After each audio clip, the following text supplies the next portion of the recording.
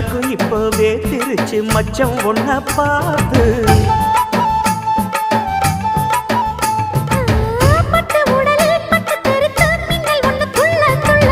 வெக்கம் துடிக்க விளக்கணைக்க ஜன்னல் கண்ணை மூடிக்கொள்ள 10 நாள் கழிச்சு தாண்டி கதவை திறக்கணும்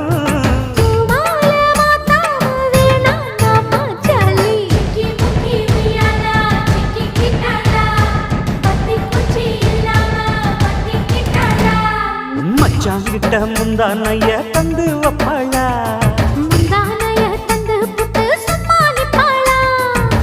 பல நாள்